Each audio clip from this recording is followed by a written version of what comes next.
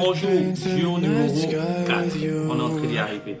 Donc aujourd'hui, je vais encore partager 5 paroles de sagesse avec vous afin de vous permettre d'avoir un peu du livre, du contenu que j'ai du pasteur Marcelo Tunasi intitulé Les 500 paroles de sagesse.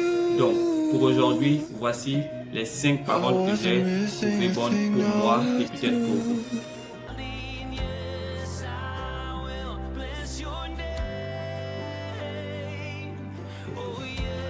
Numéro 1.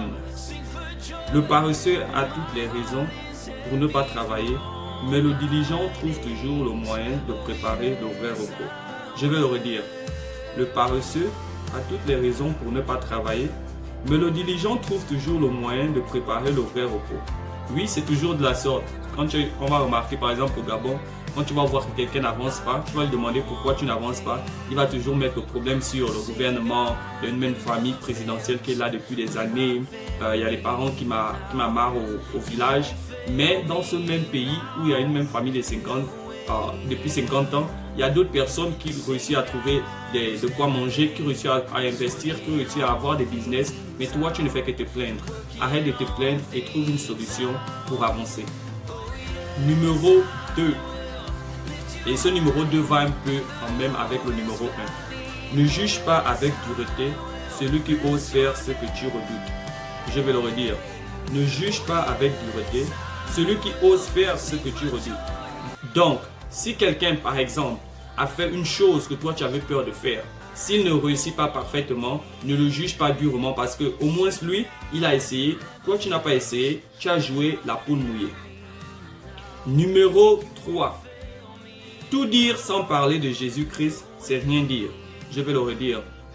Tout dire sans parler de Jésus-Christ, c'est rien dire. Donc en réalité, quand tu parles à quelqu'un, surtout les hommes de Dieu, tu parles à quelqu'un de succès, tu parles à quelqu'un de business, tu parles à quelqu'un de guérison. Si tu n'as pas mis Jésus-Christ dedans, en fait, tu n'as rien dit parce que Jésus-Christ, c'est le plus important. Numéro 4. Celui qui se tait quand il n'a rien à dire, commence à comprendre le pouvoir des mots. Laisse-moi le relire. Celui qui se tait quand il n'a rien à dire, commence à comprendre le pouvoir des mots. Donc, apprends à te taire quand tu n'as rien de bon à dire. Pourquoi? Parce que la parole nous dit que le pouvoir de la vie et la mort sont sur la langue. Donc, quand tu n'as pas quelque chose de bon à dire, apprends à te taire et parle seulement quand tu sens que c'est quelque chose qui va édifier, qui va encourager, qui va faire en sorte que quelqu'un puisse aller de l'avant.